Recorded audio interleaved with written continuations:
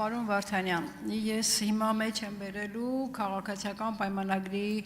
կարկառուն ներկայացուցիչներից մեկի խոսքերը, միտքը, որին հանրությունը լավ ճանաչում է։ Համոզված եմ, որ գործ ունենք Արցախում մարդկայնության դեմ ուղղված հանցագործության հետ, եւ ես պնդում եմ ու շարունակելու եմ անել ամեն ինչ, որ միջազգային ցանկացած հարթակում սատարեմ այն թեզը, որ Ադրբեջանը կատարել է լրջագույն հանցագործություններ եւ դրա համար համապատասխան պատիժ պետք է տրվի։ Նաեւ անդրադառնալու եմ Ադրբեջանի կողմից մտածածին մեղադրանքներով ապօրինաբար ձերբակալվող էթնիկ հայերին։ Հավատացնում եմ, որ ցանկացած նման դեպք արժանանալու է միջազգային համապատասխան արձագանքի, ցանկացած միջազգային հարթակում, որտեղ մենք կհայտնվենք, մենք խոսելու ենք դրա մասին եւ պահանջելու ենք, որ Ադրբեջանի քաղ բանտարկյալների առանց այդ էլ երկար շարքը չհամալրվի մեր հայրենակիցներով։ Հիմա հարցս նախ, դուք ինչպես եք գնահատում ձեր իսկ գործընկերոջ նման մտքին, ինչ ընդունում եք այս միտքը, թե ոչ, համարում եք արդյոք այս մոտեցումը այսօրվա կառավարության վարած արտաքին քաղաքականության հետ հակասություն ունեցող եւ եթե այո, ապա այս պարագայում արդյոք այս ներկայացուցիչը, քաղաքական գործիչը պետք է ազատվի իր աշխատանքից, որովհետև ինքը կառավարության արտաքին քաղաքականության դեմ գործողություն է իրականացնում, միտք է հայտնում, ինչպես օրինակ, ասենք, Ցեղասպանության թանգարանի տնօրենը ազատվեց աշխատանքից վարչապետի պահանջով, որովհետև հայտարարեց վարչապետը, որ իրենց վարած քաղաքականությունը եւ տնօրենի իրականացրած գործողությունը, այն է ԱՄՆ-ի փոխնախագահի Վենսին գիրք նվիրելը, իրար հակասում էին։ Խնդրում եմ պատասխանել։ Տիկին Գյուրերյան, կարծես թե այդ կարկառուն ներկայացուցիչը, որին դուք փորձեցիք վկայակոչել, զուտ հաշվի առնելով, որ այն եզակի մարդկանցից են, որ օգտագործում ոչ թե մարդկության դեմ, այլ մարդկայնության դեմ ուղղված հանցագործությունների եզրույթը, կարծես թե կարող եմ ես լինել, առավել հավանականորեն ես եմ եւ հասկանում եմ, թե դուք ինչ եք այդ հարցը տալիս։ Գիտեք,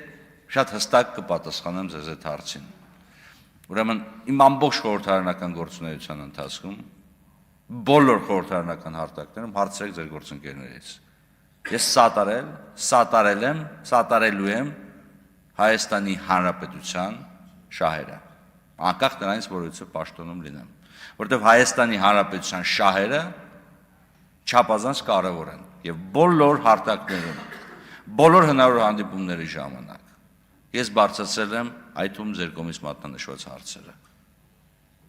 Եվ եթե կարիք եւ հնարավորություն լինի եւ հարիր հարթակ լինի նաեւ սահմանադրական արդարադատության ոլորտում քննարկումների, միջազգային քննարկումների ժամանակ, սահմանադրական արդարադատության իրագործման համար ստեղծված համապատասխան ասոցիացիաների շրջանակներում այդ հարցի բարձրացման պարագայում ես նույն դիրքորոշումն եմ արտահայտելու,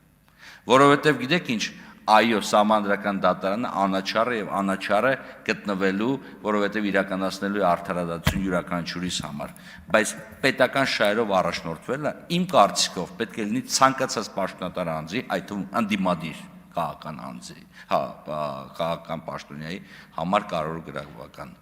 Ես մշտապես առաջնորդվել եմ պետական շահերով երկրի սահմաններից դուրս եւ շարունակելու եմ առաջնորդվել։ Եվ եթե դուք ուզում եք հիմա փորձել ստեղծել իրավիճակ, որ գիտեք, հիմա մեկ-երկու շատ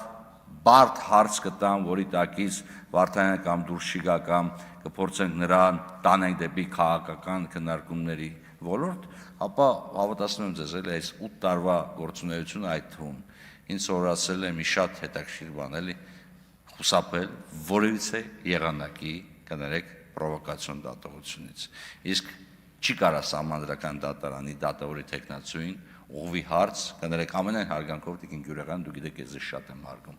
բայց չի կարող տրվի սահմանադրական դատարանի դատավորի թեկնածուին հարց, որը վերաբերում է Հայաստանի Հանրապետության արտաքին քաղաքականությանը, եթե այն չի հետապնդում մեկ պարզ նպատակ, վերջինիս խունից անել կամ կազմակերպել փոքրիկ ընկերական պրովոկացիա։ Այսքանը շնորհակալություն Տիկին Գյուրերյան։ Պարոն Վարդանյան, իհարկե ես էլ ձեզ եմ ճանաչում եւ ես շատ լավ գիտեի, որ դուք հաստատ հիշեք ձեր խոսքերը եւ այդ խոսքերը դուք ապատասխանել եք ինձ Հռոմի ստատուտի ընդունման վավերացման ժամանակ ձեր ելույթով հիշեցնելով ինձ, որ տիկին Գյուրեղյան եւ տիկին Լիլիթ Գալստյան դուք դեմ եք քվեարկում ստատուտին, բայց այս գործիքը մեզ պետք է, որպեսզի վաղը մյուս օրը մենք արցախահայության դեմ հանցագործությունների հարցով միջազգային հարթակներում դատական գործ հարուցենք։ Ուր է այդ հարուցած դատական գործը։ Ես խոսում եմ արցախահայության դեմ հանցագործության մասին, որը դուք եք ձևակերպել, ձեր ձևակերպումը։ Եվ հիմա դուք ասում եք, այո, ես Հայաստանի հայկական պետության շահերն եմ պաշտպանելու։ Ես հարցնում եմ, արդյոք Ադրբեջանի իրականացրած գործողությունները այսօր էլ դուք համարում եք Արցախի դեմ հանցագործություն, մարդկության դեմ հանցագործություն, խնդրում եմ, սա ուղիղ պատասխանեք, կապ չունի, դուք հիմա թեկնածու եք, նախկին քպայական եք, որպես անձ, դուք այսօր էլ համարում եք Ադրբեջանի գործողությունները Արցախահայության դեմ, միջազգային հարթակում մարդկության դեմ հանցագործություն։ Տիկին Գյուրեղյան, շարունակում եմ հիանալ ձեզանով անկեղծ, որպես քաղաքական գործչով։ Եվ կասեմ հետևյալը, որ յուրաքանչյուր անձ իր ասած խոսքերի հետ գտնվում է տիրոջ եւ ծառայի փոխհարաբերություններում, գիտեք։ Քանի դեռ դու ոչինչ չես ասել, խոսքը քո ստրուկն է։ Երբ որ դու ասել ես, դու դառնում ես խոսքի ստրուկը։ Եվ ես պետք է ասեմ հետևյալը. Տիկին Գյուրեղյան, ես երբևիցե որևիցե արտահայտությունից չեմ հրաժարվում եւ չեմ կարող հրաժարվել։ Բացի դրանից, դուք հիշատակում եք ընդամենը ձեզ հասանելի պատասխանը ձեր իսկ հարցին, դուք կարող եք օրինակ իմ կողմից հրապարակված թե խորհրդարանում, թե խորհրդարանից առաջ հրապարակումները եւ տեսնեք, որ ես մշտապես շատ բացասաբար եմ անդրադարձել միջազգային հարթակում կատարվող ցանկացած հանցագործությանը։ Բայց զարմանում եմ որոշակի առումով, չգիտեմ, սա Ստոկհոլմյան սինդրոմը ինչ է։ Դուք չեք քվեարկել միջազգային քրեական դատարանի կանոնադրությանը, որը միակ գործիքն է այսօր միջազգային հանցագործության դեմ պայքարելու համար։ Բայց այդուհանդերձ մեղադրում եք ինձ, որ ես ձևակերպումներ եմ տվել, որը գուցե այսօր ձեր սրտով չեն։ Ենթադրում եմ, որ ձեր սրտով չեն, դրա համար եք հիշատակում այդ ձևակերպումները, բայց այստեղ վերջակետ դնեմ։